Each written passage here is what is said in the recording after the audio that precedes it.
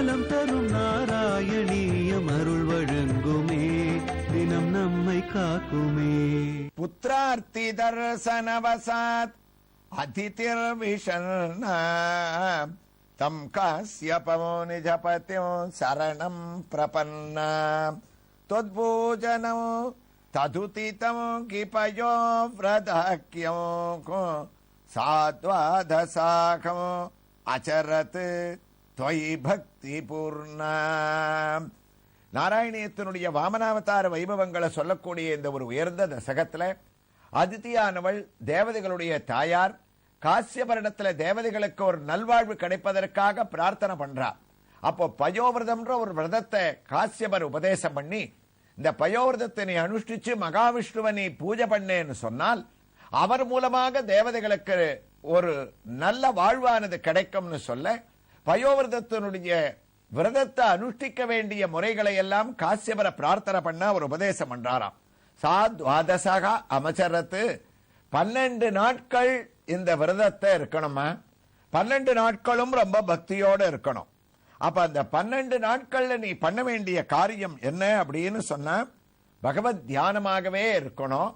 ஆரம்பிக்கிற இன்னைக்கு சுக்லபக்ஷத்துல பிரதமையில ஆரம்பிச்சு இந்த விரதத்தை தொடரணும். அதற்கு முன்னால் அமாவாசை வரும். அந்த அமாவாசை தினத்துல ஒரு நல்ல நதியில நீராடும் போது அனைத்து புண்ணிய நதிகளையும் மனசுல தியானம் பண்ணணும். அப்ப அந்த நதியில நீராடிட்டு வந்து பூமாதேவியை பிரார்த்தனை பண்ணிட்டு, பூமாதேவிய வராகசுவாமி ரசாதல லோகத்திலேருந்து மீட்டு வந்ததுனால உனக்கு முடிஞ்சால் கிடைச்சா எங்கேயாவது வராகமாகிய பன்றி தோண்டின மண்ணு, அந்த ஒரு மண்ணுல நீ எடுத்து அதை உடம்புல பூசிண்டு மறுபடியும் போய் அதே நதியில வராகமூர்த்தியையும் பூமி பிராட்டியும் தியானம் பண்ணிட்டு நீ ஸ்நானம் பண்ணணும்.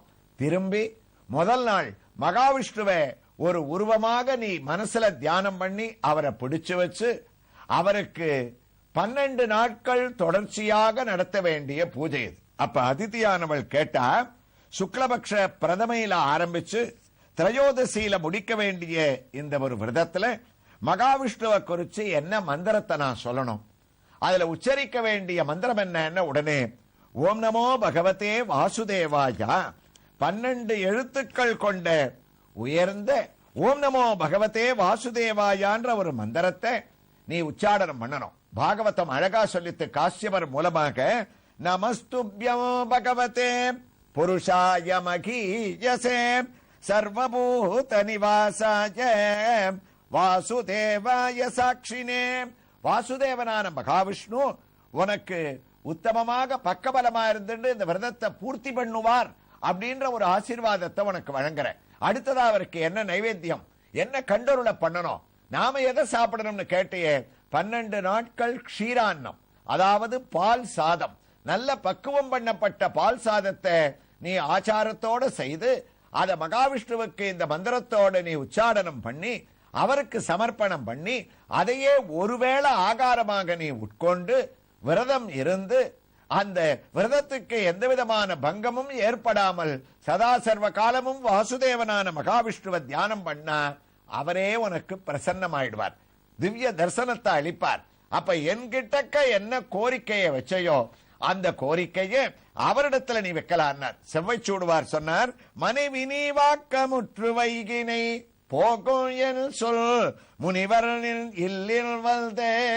என்னுடைய இல்லுக்கு வந்து நீ இப்படி கேட்டதுனால உனக்கு ஒரே ஒரு வார்த்தையை சொல்றேன், பாலரும் தீப்பகர்ந்த திதி தரும் மாலிரும் பதம் வாழ்த்தி மகிழ்ந்த சீல நின் குரு வைத திருநிதி ஞானம் எங்கும் வியப்புற நல்கியே. பயோவிரதத்தை வாமனாவதாரத்துல தான் பாகவதம் முதலிய கிரந்தங்கள் இவ்வளவு அழகா பேசுறது. அந்த பயோவிரதத்தை பத்தின ஒரு உபதேசத்தை இவ்வளவு விரிவா காசியபர் சொன்னதை பட்டத்ரி ஒரே வரியில சொல்லிட்டார். தொத்பூஜனம் ததுதிதம் பயோவிரதாக்கியம் சாத்வாதசாகம் அச்சரத் தொயி பக்தி பூர்ண. நல்ல சித்தத்தோடு பண்ணுன்னு பயோவிரதத்தை உபதேசம் பண்ணாராமேன்னு இந்த 30வது தசகத்தினுடைய 2வது ஸ்லோகத்தை நாராயண பட்டத்திரி முடிக்கிறார். அதனுடைய தமிழ் பாசனத்தை பார்த்தோன்னா, அதிதியனும் தேவியால் தல்மைந்தர் அடைந்திட்டாலவில் துன்பம் பதியான காசியபர் பால் பகிர்ந்திடலும் அவர் சொன்ன பயோவிரதம் பாங்கினாலே துதி செய்தால் பன்னொடு நாள் வரையில் தன் துயர்களையும் சித்தத்தொடு எதுவரினும் காக்கின்ற குருவாயூர் என்னவனே உன் இணையடிகள் போற்றி போற்றி. அந்த பயோவிரதத்தை ஆரம்பிப்பதற்காக காட்ட நோக்கி அந்த விரத அனுஷ்டான முறைகளை கேட்டு அதித்தியானவள் கிளம்பினாளாமேன்னு 2வது ஸ்லோகத்தை முடிச்ச பட்டத்ரி 3வது ஸ்லோகத்தை தொடங்க இருக்கார் 30வது தசகத்துல. அதற்குள்ள நாம் இப்போது தரிசிக்க வேண்டிய ஒரு திருக்கோயில் நம்ம எல்லாருக்குமே கவனத்தில் இருக்கோம். தமிழ்நாட்டில் அமைந்திருக்கக்கூடிய வந்தவாசி பஸ் நிலையத்திற்கு மிகவும் அருகிலே கோயில் கொண்டிருக்கக்கூடிய பாலரங்கநாதர் திருக்கோயிலிலே நாம் கோயிலை கருடாழ்வானை தரிசித்து வலம் வர ஆரம்பித்து விட்டோம்.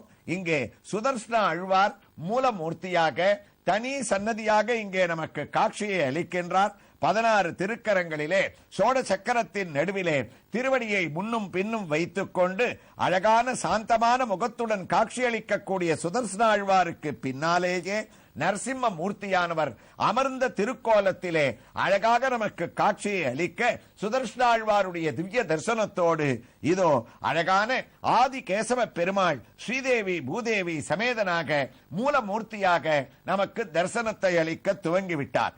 நின்ற திருக்கோலத்திலே பழமையான ஒரு திருமுகம், உயர்ந்த திருமண் காப்பை தான் சார்த்திக் கொண்டு சதுர்புஜங்களிலே ஆதி கேசவன் சங்கு சக்கரத்தை தான் தரித்துக் கொண்டும் அபய கஸ்தத்தோடும் ஸ்ரீனிவாசனை போன்ற கடி கஸ்தத்தோடும் அமைதி தவழக்கூடிய உயர்ந்த திருமுகத்தோடு நமக்கு அஷ்டமி நன்னாளிலே கண்ணனாம் ஆதிகேசவனுடைய திவ்ய தரிசனம் பாலரங்கநாதருடைய திருக்கோயிலிலே சர்வ பாபங்களையும் போக்குவதாக அமைந்துள்ளது.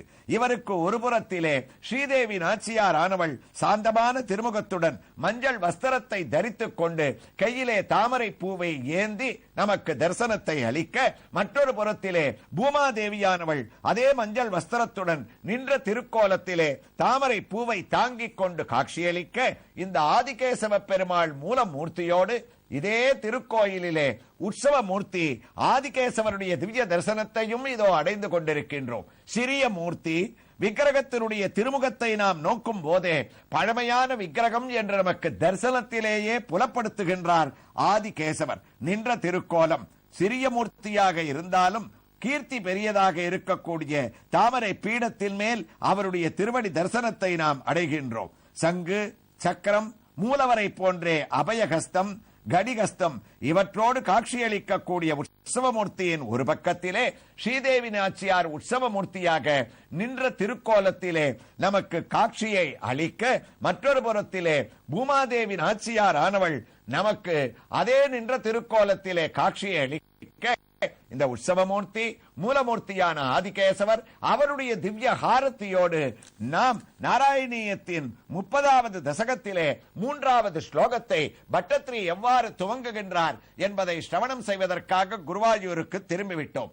அவரும் துவங்கிவிட்டார். குருவாயூரப்பா, தஸ்யாவதோ त्वयि नीलीनमदेरमुष्याकाः श्यामः सदुर्भुजवपुको स्वयं आविरासीगे नम्रां च तामिकभवत्तनयो भवेयो गोभ्यम् अतीक्षणमिति பிரளபல்னயாசீகே. குருவாயூரப்பா, அதித்தியானவள் காட்ட அடைஞ்சா தன்னுடைய காசியவர் சொன்னபடி வராகம் சம்பந்தம் பட்ட மண்ணை எடுத்து தாம் பூசிண்டு அங்க இருக்கக்கூடிய உயர்ந்த நதியில அங்க இருக்கக்கூடிய அந்த நதி தீரத்தில் இருக்கக்கூடிய அனைத்து புண்ணிய நதிகளையும் மனசுல தியானம் பண்ணிட்டு ஸ்நானம் பண்ணி மகாவிஷ்ணுவான உன்னுடைய தியானத்தோட தஸ்யாவதோ த்வயி நிலீனமதேரமுஷ்யாகா யாருமே பண்ண முடியாத பக்தியோடு இருக்கக்கூடிய 12 நாட்கள் விரதமான பயோவிரதத்தை ஒரு பெண்ணான அதித்தியானவள் குருவாயூரப்பா ஆரம்பிச்சுட்டா. அந்த விரதத்துக்கு எந்த விதமான பங்கம், அதாவது தடங்களும் ஏற்படக்கூடாது, ஏற்படாது. ஏன் தெரியுமா? பட்டத்திரியான எனக்கு நம்பிக்கை இருக்கு குருவாயூரப்பா, உன்னை தியானம் பண்ணி உன்னிடத்துல பரிபூர்ணமான சித்தத்தை செலுத்தி உன்னிடத்துல பக்தியா ஈடுபட்டவாளுக்கு வாழ்க்கையில ஏதாவது ஒரு தடங்கள் வருமா? நிச்சயம் வராது. ஆனா தடங்கள் இல்லாம இருக்கலாம். அவளை ஏதாவது பரீட்சை பண்ணணும்னு நீ தயவு பண்ணி சோதனையை உண்டாக்காத. ஒரு பெண்ணு தனியா காட்டுல ஆரம்பிச்சிருக்கா உன்னை குறிச்சு, அதனால இந்த 12 நாட்களும் நீ அவளுக்கு தஸ்யாவதௌ தொயினிலீன மதேர முஷ்யாகா சியாம சதுர்புஜ வபுகோ ஸ்வயமா விராசேகே, நீதான் அவளுக்கு அனுகிரகம் பண்ணணும் அப்படின்னு அவர் பிரார்த்தனை பண்ணிட்டே இருக்கச்சே என்னாச்சு, ஸ்லோகத்துல அதுக்குள்ள பகவான் அவதாரம் பண்ணிட்டான். 12 நாட்கள் அந்த பயோவிரதம் முடிஞ்சுருத்துன்னு வேகமா அவருக்கே ஒரு தாக்கம், இவ இப்படி பக்தி ஸ்ரத்தையோட பூஜையை ஆரம்பிச்சாளேன்னு. அதனால கிடுகிடுன்னு என்ன பண்ணார் பகவான், அவருக்கு தரிசனம் கொடுத்த சரித்திரத்தை வேகமா அடுத்த வரியிலேயே வர்ணிக்க ஆரம்பிச்சுட்டார் பட்டத்ரி. சியாம சதுர்புஜ வபுகோ ஸ்வயமா வீராசேகே. 12 நாட்கள் பக்தியோட அந்த விரதம் முடியக்கூடிய ஒரு சமயத்துல குருவாயூரப்பனான நீ 4 திருக்கரங்களை தாங்கிண்டு அதுல சங்கு சக்கரங்களை இப்ப ஆதிகேசவ பெருமாளை எப்படி நம்ம தரிசனம் பண்ணமோ அதே ரூபத்தோட சதுர்புஜனாகவும் சங்கு சக்கரத்தோடும் அபய கஸ்தத்தோடும் அதிதி உனக்கு என்ன பிரார்த்தனை வேணும்னு சொல்லு, எதுக்காக நீ என்ன குறிச்சு தபஸ் பண்ணேன்னு விதியில் நிற்றவள் ஓதும் விரதமும் அவ அதிதி முற்றுமங்கு ஆற்றலும் அச்சுதல் மதியினிற் சுடரும் வதனத்தொடும் துதியின் உற்றவளுக்கு முள் தோன்றினால் 12 திதியோ பழுதரவுள் நூல் 2 உபசாரமொடு அண்ண நல்லொருள் மாயல் அடித்தொழில். செவ்வை சூடுவார் அழகா சொன்னார், 12 நாள்ல ஒரு பெண்ணுக்கு குருவாயூரப்பன் திவ்ய தரிசனத்தை சதுர்புஜத்தோட வைகுண்டத்திலேருந்து ஓடி வந்து கொடுக்கிறான் அப்படின்னா அதுக்கு காரணம் என்ன, குருவாயூரப்பனுடைய பெருமை இல்ல, தொய் பக்தி பூர்ணா. அந்த அதித்தியனுடைய மனசுல இருந்த அந்த பக்தி, கண்ணனை ஆராதிக்கணும்ன்ற ஒரு வேகம் அவளுக்கு ஆச்சரியமான ஒரு திவ்ய தரிசனத்தை அளிச்சுடுத்தான். அந்த ஒரு பக்தியோட நம்ம பத்திரம் புஷ்பம் பலம் தோயம் யோமே பக்தியா பிரயச்சத்தின்னு கண்ணன் சொன்னார்.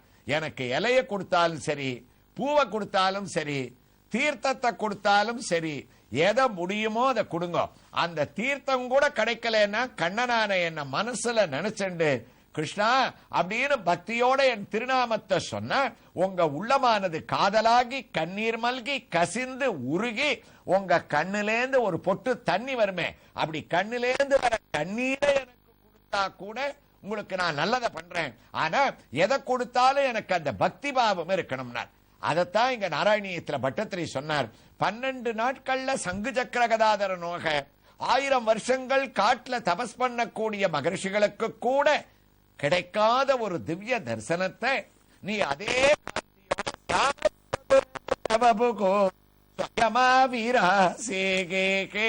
நீ வந்து தரிசனம் கொடுத்தேன்னா குருவாயூரப்பா பெருமை என்ன, கேட்ட